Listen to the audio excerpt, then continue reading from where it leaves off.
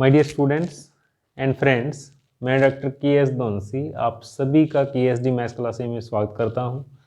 आज हम इस वीडियो लेक्चर में रिंग थ्योरी का एक बहुत ही important topic maximal ideal discuss करेंगे।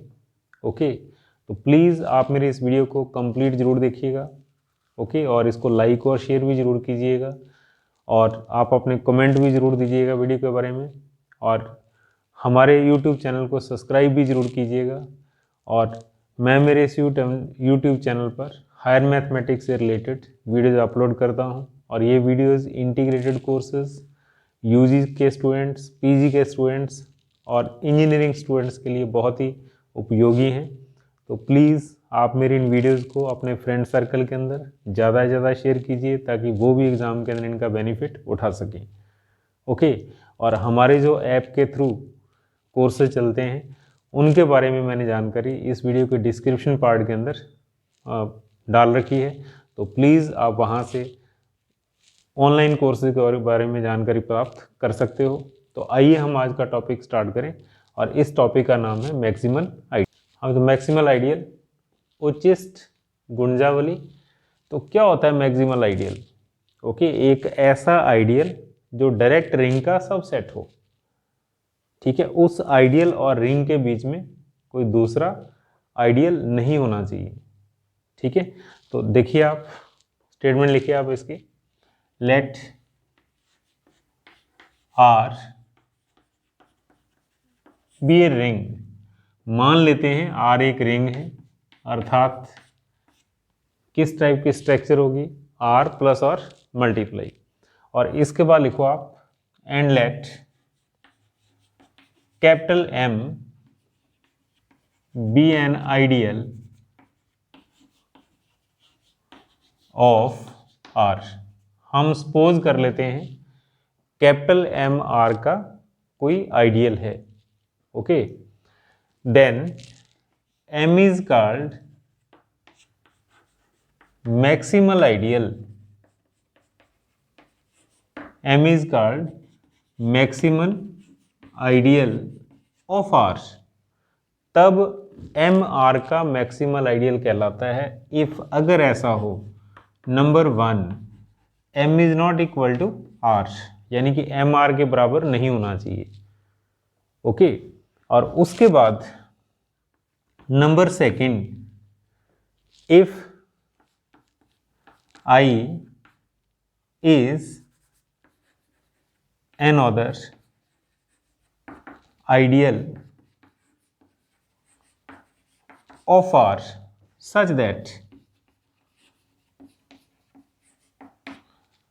M is a subset of I is a subset of R। ठीक है, कहने का मतलब क्या है? I R का कोई दूसरा आइडियल हो। किस टाइप का आइडियल? M I का सबसेट होना चाहिए, I R का सबसेट होना चाहिए। M content in I and I content in R। तो अभी देखो मैंने क्या कहा था, आइडियल और रिंग के बीच में कोई आइडियल नहीं होना चाहिए, तो वो आइडियल क्या कहलाएगा? मैक्सिमल आइडियल कहलाएगा। तो देखो हमने क्या लिखा है, M इज मैक्सिमल आइडियल। पहली कंडीशन M और R इक्वल नहीं होने चाहिए। सेकंड कंडीशन क्या होनी चाहिए? M और R के बीच में I नहीं होना चाहिए। तो इसका मीनिंग क्या है? इसका मीनिंग है then either M equal to I और I इक्वल टू R। ठीक है, I या तो M के बराबर हो जाए या फिर I R के बराबर हो जाए। अगर ऐसा होगा तो इसका मतलब क्या है? M और R के बीच में कोई आइडियल नहीं होगा। ओके, M I के बराबर हो गया तो इसका मतलब क्या हो गया? M R का डायरेक्ट सबसेट। अगर I और R इक्वल हो गए तो इसका मीनिंग भी क्या होगा? M R का डायरेक्ट सबसेट। तो बहुत ही सिंपल एग्जाम्पल, मैरिज, बिना बचोले की मैरिज। ठीक है, जैसे लव मैरिज के अंदर क्या होता है?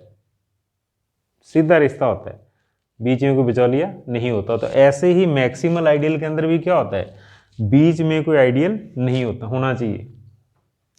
ठीक है, देखो आप इसका मीनिंग क्या हो गया? एम आई के बराबर अर्थात आई खत्म, आई आर के बराबर अर्थात एम और आर में से आई खत्म, एम डायरेक्ट आर का सबसेट। तो इस टाइप का जो आइडियल होगा वो क्या कहलाएगा, मैक्सिमल आइडियल। ठीक है, तो अब इसके एग्जाम्पल लिखिए आप, कौन कौन से एग्जाम्पल हो सकते हैं इसके, एग्जाम्पल्स ऑफ मैक्सिमल आइडियल। ठीक है, तो आप देखिए जैसे Z है रिंग ऑफ इंटीजर्स, तो हम इस रिंग को कैसे लिख सकते हैं, इसको हम ऐसा लिख सकते हैं, बड़े ब्रैकेट के अंदर 1, that is -3, -2, -1, 0, 1, 2, 3 and so on. और फिर इसके बाद 2Z, इसको हम क्या लिख सकते हैं, बड़े ब्रैकेट के अंदर 2, that is -6, -4, -2, 0, 2, 4 and 6 and so on. इसी तरीके से हम 3Z लिखें तो ये हमारे पास आएगा ideal generated by 3, that is, इसको 3 से मल्टीप्लाई करना, -9, -6, -3, 0, 3, 6, 9 एंड सो ऑन। ओके, और इसके बाद मैं लिखूं 4Z, that is ideal generated by 4, इसका मतलब रिंग के एलिमेंट्स को 4 से मल्टीप्लाई करना, तो ये हमारे पास आ जाएगा -12, -8, -4, 0, 4, 8, 12 एंड सो ऑन। इसी तरीके से मैं 5Z लिखूं, ठीक है, इनको 5 से मल्टीप्लाई करना, that is -15, -10, -5, 0, 5, 10, 15 and so on. एक और लिखें हम, अच्छे तरीके से समझ आ जाएगा, 6Z, that is ideal generated by 6। Okay, तो इसको हम क्या लिख सकते हैं, Z के एलिमेंट को 6 से मल्टीप्लाई करना, -18, -12, -6, देन 0, फिर 6, 12 and 18। Okay, and so on, और भी लिखे जा सकते हैं, इतने बहुत है समझने के लिए। तो अब देखो आप, 2Z is a subset of Z। ठीक है, ये सभी एलिमेंट इसमें होंगे, और ऐसे ही 3Z, ये भी क्या होगा, Z का सबसेट। हम ये नोटेशन भी लिख सकते हैं, अर्थात ideal generated by 2 is a subset of Z, that is ideal generated by 3 is a subset of Z। हम ऐसा भी लिख सकते हैं, ये सिंबल भी लिखा जा सकता है। और उसके बाद अगर मैं 4Z की बात करूंगा तो 4Z क्या होगा, 2Z का सबसेट होगा। देखो आप, 4Z के अंदर कौन कौन से एलिमेंट्स हैं, -12, -8, -4, 0। अगर हम 2Z को कंप्लीट लिखें, आगे पीछे और एलिमेंट्स लिखें, तो 4Z के सारे एलिमेंट किसके अंदर है, 2Z के अंदर है। ठीक है, तो इसका मीनिंग क्या हो गया, इसका मीनिंग हो गया that is ideal generated by 4 is a subset of ideal generated by 2 is a subset of Z। अब देखो यहाँ पर क्या हो गया, यहाँ पर इस आइडियल और रिंग के बीच में ये आ गया, तो इसका मतलब 4 क्या है, मैक्सिमल आइडियल नहीं होगा। मैक्सिमल आइडियल कौन होगा, ये मैक्सिमल आइडियल है, ये भी मैक्सिमल आइडियल है। 4Z मैक्सिमल आइडियल नहीं होगा। फिर 5Z डायरेक्ट किस में है, Z का सबसेट है। 5Z is a subset of Z, अर्थात हम ऐसा लिख सकते हैं, ideal generated by 5 is a subset of Z। अब देखो इसमें और रिंग के बीच में कोई नहीं है, तो ये भी क्या है, मैक्सिमल आइडियल। ठीक है, तो ये भी मैक्सिमल आइडियल है। उसके बाद अगर हम 6 को देखें तो ये 3 का भी सबसेट होगा, और फिर ये आगे Z का होगा। ठीक है, और उसके बाद हम इसके एलिमेंट्स को देखें तो ये इसका भी सबसेट होगा। ठीक है, तो अब आप देखिए 6 के बीच में 2 आइडियल आ रहे हैं, कौन कौन से, आइडियल जनरेटेड बाय 3, फिर रिंग आ रहा है, और ऐसे ही 6 आइडियल जनरेटेड बाय 2, फिर रिंग आ रहा है हमारे पास। तो इसका मतलब क्या है, this is not A maximal ideal, ये मैक्सिमल आइडियल नहीं है। समझ गए आप, मैक्सिमल आइडियल क्या होता है, रिंग का एक ऐसा आइडियल जो डायरेक्ट रिंग का सबसेट हो, रिंग और उस आइडियल के बीच में कोई आइडियल नहीं होना चाहिए। ठीक है, तो इसका मीनिंग क्या है, जैसे ये 4Z 6Z ये जो है मैक्सिमल आइडियल नहीं है। मैक्सिमल आइडियल कौन है, 2Z 3Z 5Z 7Z and so on. ठीक है, ऐसे आइडियल जो प्राइम नंबर से जनरेटेड हैं, अभाज्य संख्या से बने हुए हैं, वो कैसे हैं, वो मैक्सिमल आइडियल है। ठीक है, क्योंकि वो डायरेक्ट क्या हैं, रिंग के सबसेट हैं। ओके, तो आइए इसके ऊपर एक इंपॉर्टेंट थ्योरम पढ़े हम। हाँ, ये थ्योरम की स्टेटमेंट देखिए प्लीज, बहुत ही सिंपल इंपॉर्टेंट थ्योरम है। An ideal I of ring of integers Z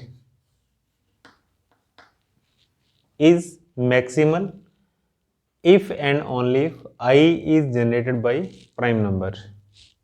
okay, कहने का मतलब क्या है, PZ मैक्सिमल आइडियल होगा if and only if P is prime। ठीक है, कहने का मतलब PZ एक मैक्सिमल आइडियल होगा यदि और केवल यदि P एक अभाज्य संख्या हो। कहने का मतलब ये आइडियल किस टाइप का बना होना चाहिए, प्राइम नंबर से जनरेटेड। अगर ऐसा होगा तो ये मैक्सिमल आइडियल होगा। ठीक है, इफ एंड ओनली इफ है तो हम लोग क्या करेंगे, पहले इस पार्ट को सपोज करेंगे, बाद वाला प्रूफ करना होगा, फिर बाद वाले को मान करके पहले वाला प्रूफ करेंगे हम। Reason if and only if, और तीनों स्टेटमेंट एक ही हैं। ठीक है, तो लिखिए, प्रूफ लिखिए आप इसका।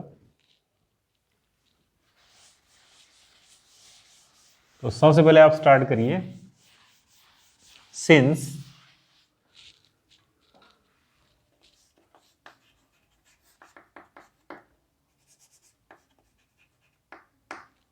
Since Z be a ring, Z एक रिंग है, अर्थात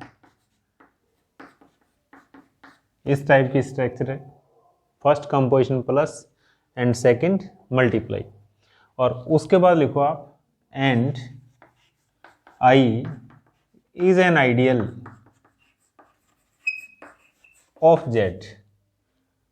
ठीक है, आई जेड का एक आइडियल है।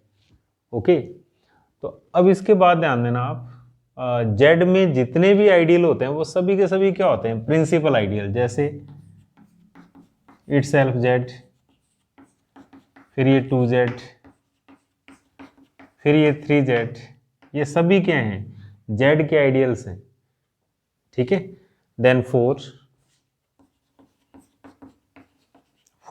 देन 5Z, देन 6Z, ये सभी क्या हैं, जेड के आइडियल हैं।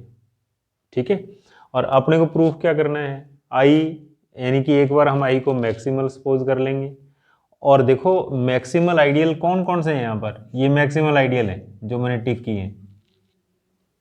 ठीक है, और ये किस चीज़ से बने हुए हैं, 2, 3, 5, अर्थात प्राइम नंबर से बने हुए हैं। और यही अपने को प्रूफ करना है कि अगर ये मैक्सिमल आइडियल है तो ये कैसा होना चाहिए, अभाज्य संख्या से बना हुआ हो, जनरेटेड बाय प्राइम नंबर। ये हमारा टारगेट है। तो इसके लिए हम लोग क्या करते हैं, सबसे पहले सपोज करिए आप, suppose I is maximal ideal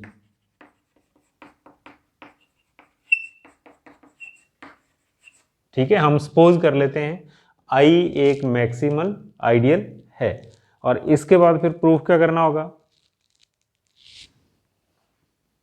ठीक है, प्रूफ करना होगा आई कैसा हो, प्राइम नंबर से बना हुआ। Then to prove I is generated by prime number.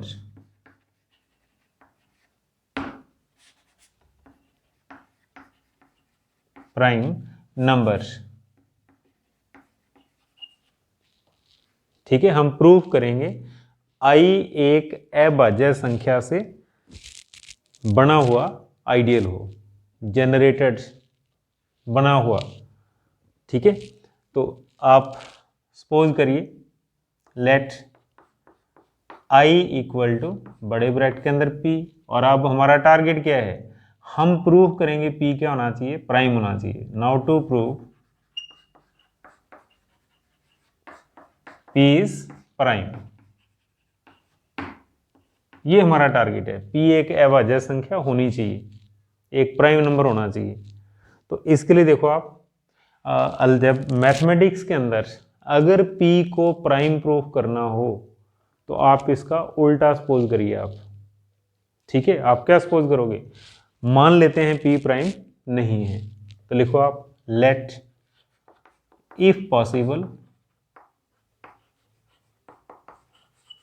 P is not a prime number.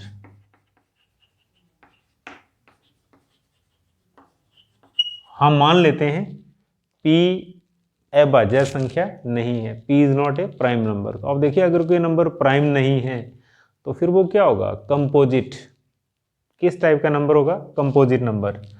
तो लिखिए then P is composite.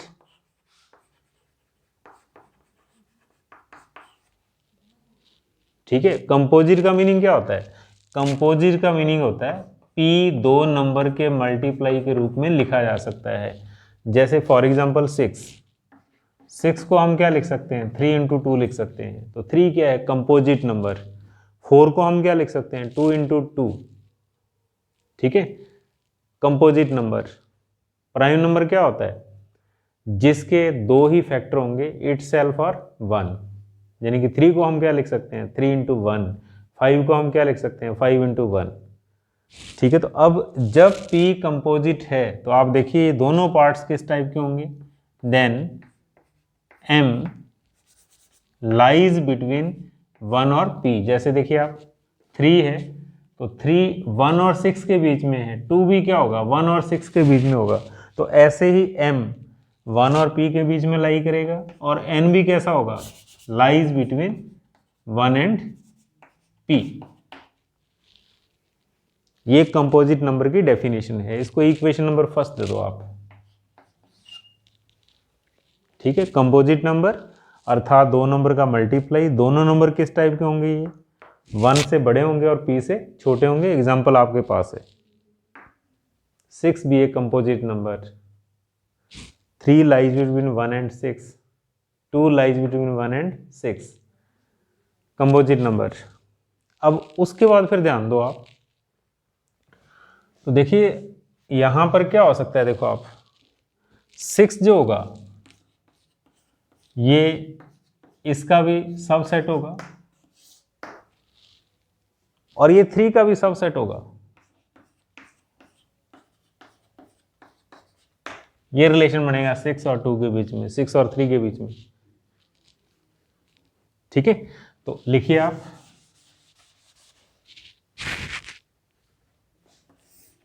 Since P equal to M cross N। ठीक है, P कंपोजिट नंबर, जैसे 6 equal to 3 and 2। तो जब 6 के लिए ये रिलेशन है तो यहां पर P के लिए भी होगा। तो हम लोग क्या लिख सकते हैं, that is ideal generated by P is a subset of ideal generated by M subset of ring, ऐसा लिख सकते हैं। एंड सिमिलरली हम ये टर्म भी लिख सकते हैं यहां पर, P is a subset of ideal generated by M is a subset of Z। ठीक है, ऐसा लिखा जा सकता है। अब ध्यान दो आप, अब ये किस टाइप का आइडियल है, मैक्सिमल आइडियल। ध्यान दो आप, I को हमने क्या सपोज कर रखा है, मैक्सिमल आइडियल। तो देखो ये I है और ये किस टाइप का आइडियल है, मैक्सिमल आइडियल। ठीक है, तो इसका मीनिंग क्या है, मैं यहां फिर लिख देता हूं साइड के अंदर, where I equal to ideal generated by P। देखो आप I equal to ideal generated by P। तो इसका मीनिंग क्या होगा, देखो आप ये नहीं होना चाहिए, क्यों, I मैक्सिमल है। ये भी नहीं होना चाहिए, क्यों, I मैक्सिमल है। तो इसका मीनिंग क्या हो जाएगा, इसका मीनिंग हो जाएगा, लिखो आप since I is maximal then by definition, definition के अकॉर्डिंग क्या होगा अभी, either P equal to M, और यानी कि ऐसा बनेगा हमारे पास, आइदर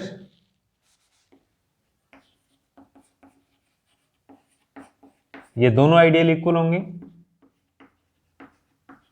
और ये दोनों आइडियल इक्वल होंगे। मैक्सिमल की डेफिनेशन, ठीक है, ये बीच वाला यहाँ तो इसके बराबर हो सकता है या फिर इसके इक्वल हो सकता है। तो अब देखो हम इसको क्या लिख सकते हैं, that is P equal to M और M equal to ideal generated by 1, क्योंकि Z क्या होता है, एक रिंग जो 1 से जनरेटेड, Z को हम ऐसा लिख सकते हैं। तो अब यहां से रिजल्ट क्या आएगा, यहां से रिजल्ट आएगा P इक्वल टू M और M इक्वल टू 1। ठीक है, देखो आप P बराबर M होगा या फिर M इक्वल टू क्या होगा, 1 होगा। And this is a contradiction against equation first. ध्यान दो आप, इक्वेशन फर्स्ट देखो आप, M 1 से बड़ा अर्थात 1 के बराबर नहीं हो सकता, M P से छोटा M P के बराबर भी नहीं हो सकता। तो आप लोग क्या लिख सकते हैं यहाँ पर, this is a contradiction, this is a contradiction, यह एक अपवाद है अर्थात ऐसा पॉसिबल नहीं होगा। एंड सिमिलरली यहां से हम क्या लिख सकते हैं, अगर हम इस कैलकुलेशन से आगे बढ़ेंगे तो हमारे पास क्या आएगा, हमारे पास आएगा सिमिलरली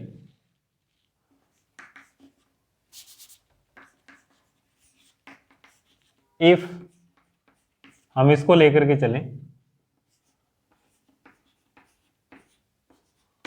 तो हमारे पास रिजल्ट किस टाइप का आएगा, देन वी गेट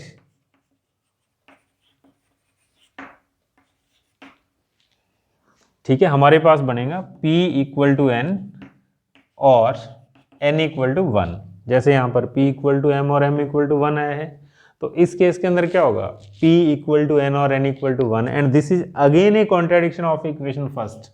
देखो आप, N 1 से बड़ा है, 1 के इक्वल नहीं हो सकता, N P से छोटा है, P के बराबर नहीं हो सकता है। तो इसका मीनिंग क्या है, this is again a contradiction of equation first. तो लिख देना आप, implies this is a contradiction. ठीक है, तो इसका मीनिंग क्या हो गया, कॉन्ट्राडिक्शन का मीनिंग क्या होता है, जो आपने इफ पॉसिबल लिखा है वो इम्पॉसिबल है, जो आपने इफ पॉसिबल वर्ड यूज किया हुआ है वो पॉसिबल नहीं है। ठीक है, तो इट मीन्स P क्या होगा, आपने यहां पर क्या लिखा था, P is not a prime number, तो ये नॉट को हटा दो आप, तो आंसर क्या आएगा, P is a prime number.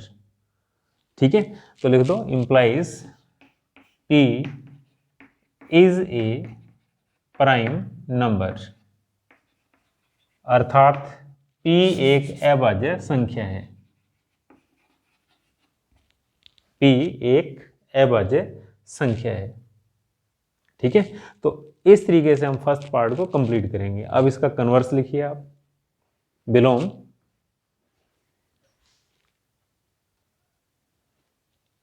हाँ भी कन्वर्स देखिए आप, बिलोम।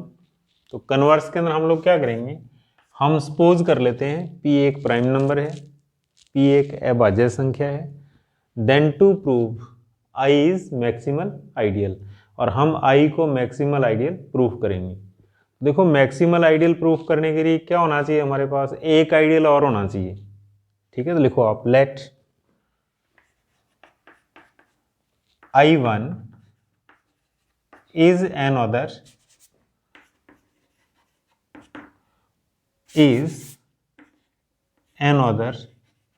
ideal of Z। हम मान लेते हैं I1 Z का एक दूसरा आइडियल है, सच दैट, जो इस प्रकार है,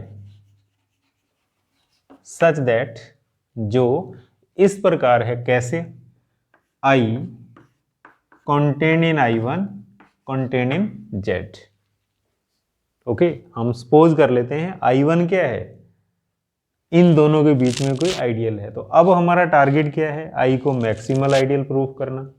तो फिर डेफिनेशन क्या होती है, by definition of maximal ideal, that is to prove, हम क्या प्रूफ करेंगे, either I equal to I1 और I1 इक्वल टू जेड। ठीक है, या तो I की वैल्यू I1 के बराबर हो या फिर I1 इक्वल टू जेड हो। कहने का मतलब इन दोनों के बीच में कोई आइडियल नहीं होना चाहिए, ये आइडियल नहीं होना चाहिए। ऐसा होगा तो I क्या हो जाएगा, मैक्सिमल आइडियल हो जाएगा, और यही अपने को प्रूफ करना है। तो इसके लिए हम लोग क्या करते हैं, लिखो since I generated by P and let I1 generated by Q। क्यों, Z के जितने भी आइडियल हैं, मैंने एग्जाम्पल भी दिया था स्टार्टिंग के अंदर, वो सभी कैसे हैं, प्रिंसिपल आइडियल हैं। कोई 1 से बना हुआ है, कोई 2 से बना हुआ है, कोई 3 से बना हुआ है। तो ऐसे ही I1 भी क्या होगा, किसी एक नंबर से बना होगा। ठीक है, और आप लिख सकते हो साइड के अंदर वेयर Q इंटीजर, यहाँ पर Q क्या होगा, कोई ना कोई पूर्णांक होगा। ठीक है, तो अब आप लिखिए सिंस, यहां से स्टार्ट करिए आप, since I1 I is a subset of I1, यहां से स्टार्ट करना आप। ठीक है, तो अगर I1 का सबसेट हो तो इसका मीनिंग क्या हो जाएगा, इसका मीनिंग हो जाएगा P belongs to I is a subset of I1। देखो आप, इस आइडियल के अंदर 2 प्रेजेंट होता है, 2 इसका एलिमेंट होता है। ऐसे ही 3 जो होगा वो इसका एलिमेंट जरूर होगा।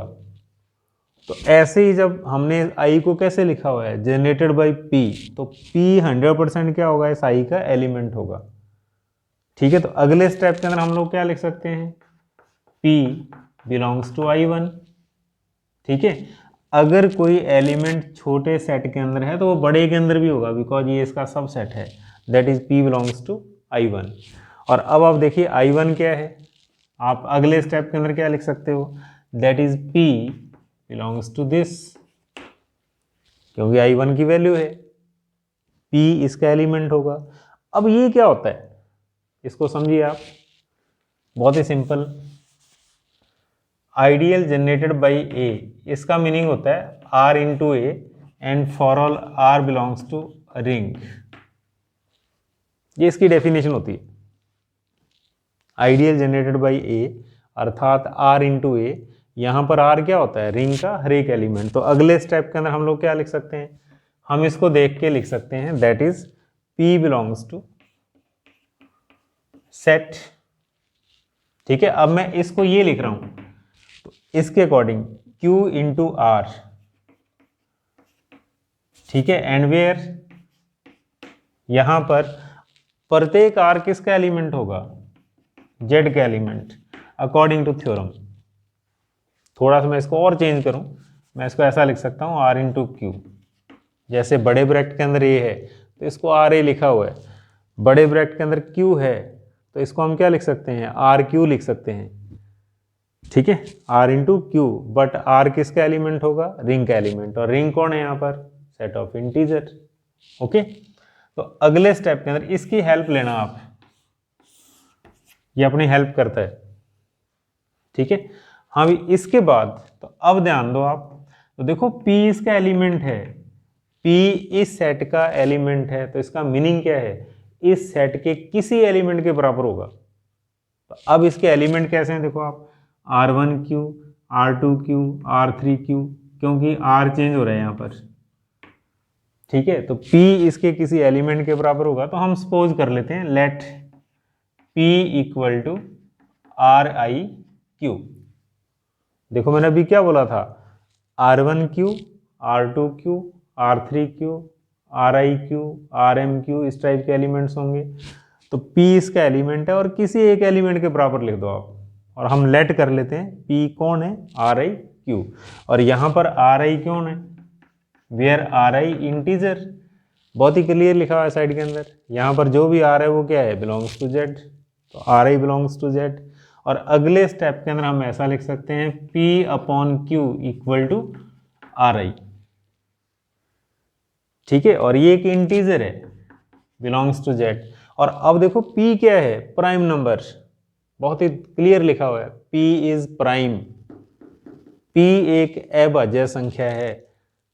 तो अब अजय संख्या को डिवाइड कौन करता है, 1 या इटसेल्फ, और कोई डिवाइड नहीं करता।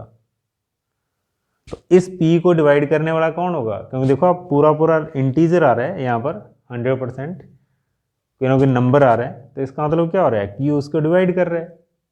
q is a divisor of p, but p is prime number, और प्राइम नंबर को सिर्फ दो ही चीजें डिवाइड कर सकती हैं, कौन सी, 1 और इटसेल्फ। तो इसका मीनिंग क्या होगा, इसका मीनिंग होगा implies either q equal to 1 और q equal to p। p एक प्राइम नंबर है, जैसे फॉर एग्जांपल 2 प्राइम नंबर होता है, तो फिर 2 को डिवाइड करने वाले कौन होते हैं, 1 या 2। 3 एक प्राइम नंबर है, तो 3 को डिवाइड करने वाला कौन होता है, 3 या 1। तो ऐसे ही p एक प्राइम नंबर है, तो p को डिवाइड करने वाला कौन होगा, p खुद होगा, इटसेल्फ p होगा, या फिर 1 होगा। तो इसका मतलब q की वैल्यू किसके बराबर होगी, आइदर 1 और p। तो अब आप देखिए, तो हमारे पास किस टाइप का रिजल्ट आ गया, हमारे पास रिजल्ट आ गया इंप्लाइज ये बनेगा और